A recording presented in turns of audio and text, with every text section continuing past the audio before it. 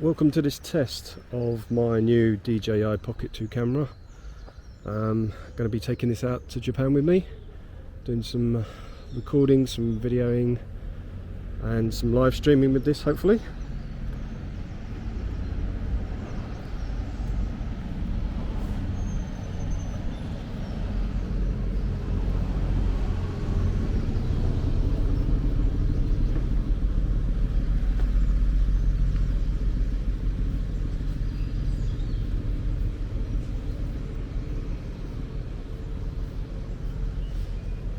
So yeah, I'm using a wireless microphone with this, so hopefully the sound is pretty good.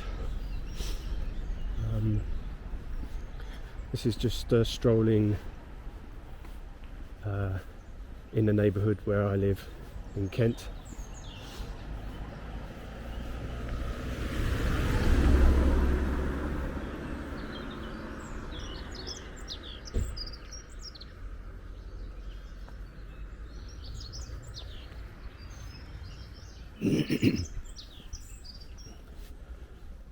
So yeah, I'm just doing a basic test of this camera. I've only had it a week or so and I haven't really learned anything with it. I'm just getting a bit more familiar with it before we start travelling. At the moment, the way I've got this rigged up is I've got the camera mounted. Oh sorry, that was me by accident. That was yeah, I've got the camera mounted on my shoulder on a bracket that's fixed to a rucksack that I'm wearing,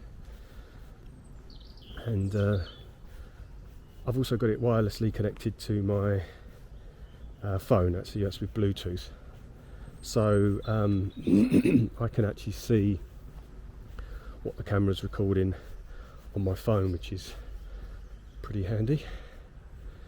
And here's some blossom, quite appropriate prior to a trip to Japan.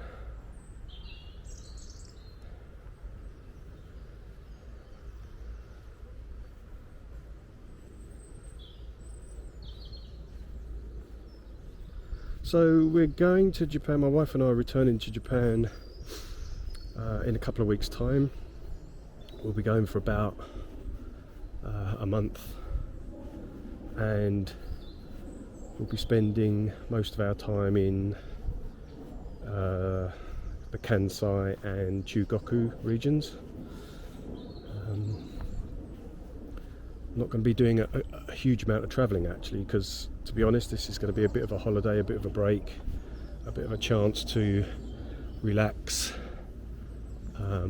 wind down a bit. Obviously we're going to be seeing friends and family, so we'll be doing some socialising like that. We're going to be doing a few overnight trips, going to go to a couple of places that I've not been to before, like Tottori, which is in the Chugoku region, where there's, you know, like a mini desert, which is quite unusual for Japan, so that'll be interesting to see. We're flying from London to Haneda direct, non-stop, with Japan Airlines.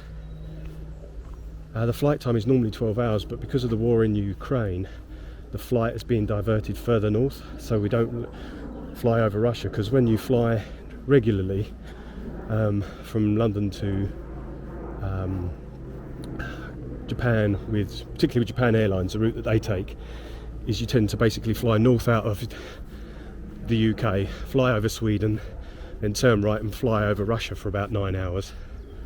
So now they're trying to avoid Russian airspace, so they'll be flying further north, and yeah, so what would normally be about a 12-hour flight could be as long as 16 hours, which is not too bad. I don't mind that. I like flying, and on flights I tend to just watch loads of films. I've watched 6 films between the UK and Japan. That's my record, so there's a possibility I'll be able to break that record on this trip. Obviously to fly we've got to be COVID free, so we need to get a negative test, PCR test, within 3 days of our departure flight. Assuming that's all okay, we can board the plane. We also have to download 2 different apps, and these are compulsory, this is not optional, and if you don't have a smartphone you have to rent one. That's what the Japanese government says. And the 2 apps are one for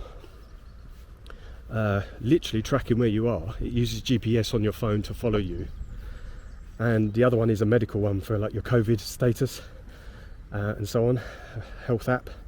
So you have to install both. One you have to install before you leave the UK. The second you activate when you're in Japan, because it only works in Japan. I think that's a GPS one.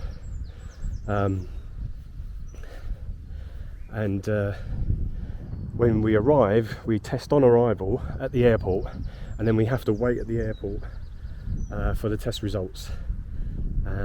If we test positive for any reason, then we need to quarantine. I think it's for 3 days. I'm not quite sure where, probably somewhere in the airport. Okay, so I'm just going to show you. It's quite windy up here, so hopefully the microphone isn't picking up too much of the wind. I'm just up here, and ahead of us you can see over there, I'll zoom in a bit, that's the River Thames, and across the other side of the river there is Essex.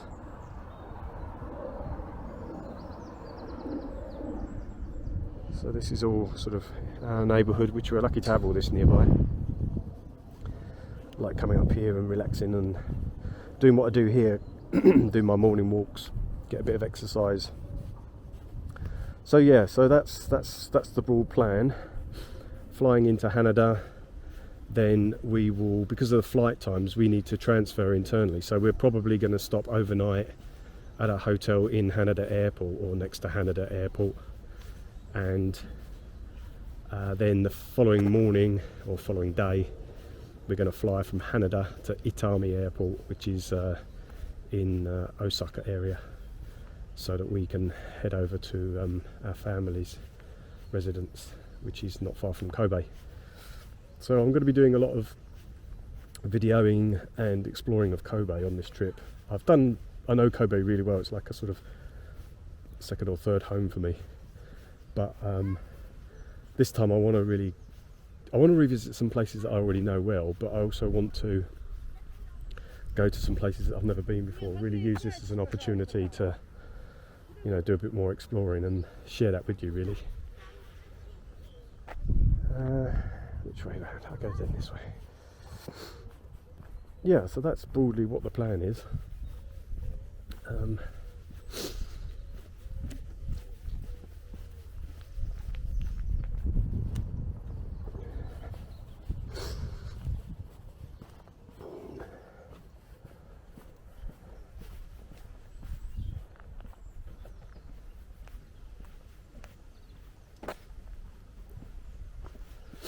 Sorry, I'm playing around with the phone a bit here and the camera settings and so on, so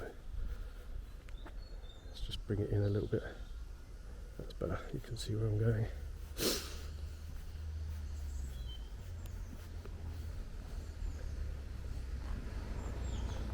So yeah, that's kind of the plan, really. I'm thinking I might do a diary, actually, an online diary on the website that just records what we're doing and, you know, my thoughts and that sort of stuff.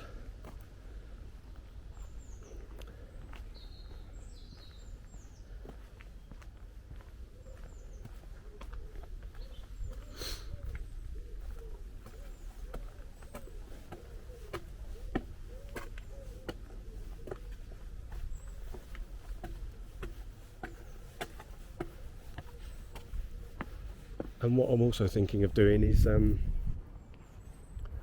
like for example, to explore Kobe, because I'm going to be doing a lot of that this time around. What I might do is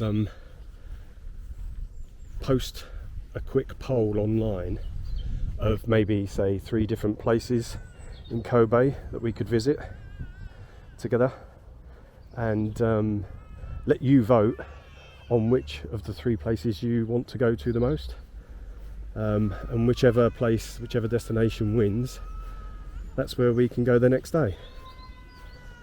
So I think that'd be quite a bit of fun actually, because there's quite a lot of Kobe's, there's quite a lot of contrast in it. It's a fairly thin strip of a city, and at the front of it is the Osaka Bay, and Osaka in the distance, and Kansai International Airport you can see from there. And then behind Kobe is the Rokko mountain range, so it's quite steep mountains quite quickly behind the main city.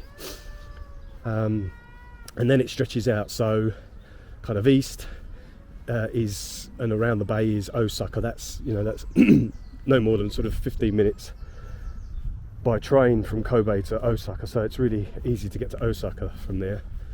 And then if you go the other direction, west, follow the Shinkansen. There's a Shinkansen line goes along the coast there, and that takes you down towards Himeji and further down to Hiroshima and so on.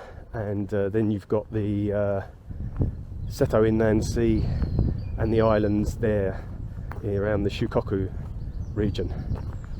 So it's a lovely part of Japan actually, and again a lot of diversity in one place. You haven't got to travel far to see a lot of difference in the landscapes. It's very windy up here. Hope you can still hear me okay. I'm going to head back home now.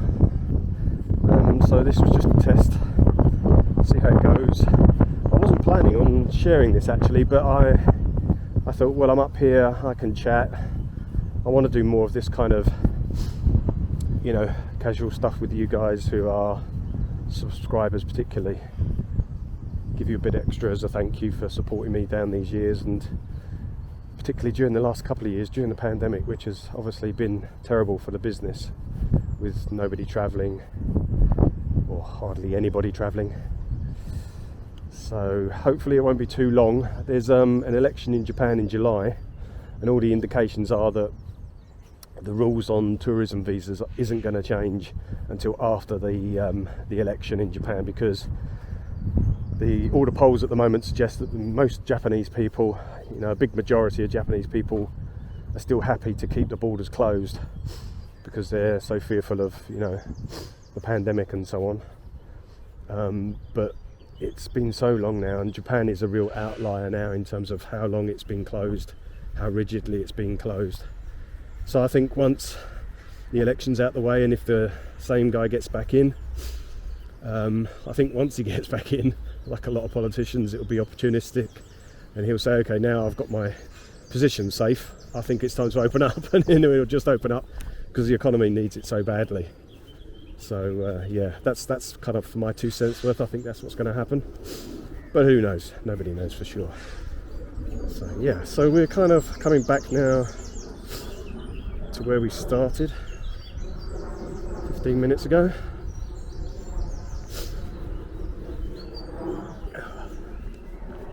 It's actually a bit chilly out here. I didn't realise how cold it was.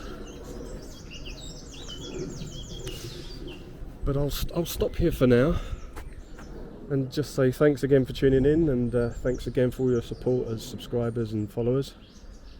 I know it's really frustrating not to be able to get out to Japan for such a long period of time, but hopefully, fingers crossed, everything crossed, it won't be much longer, and we can all go back whenever we want and get back to exploring the real Japan.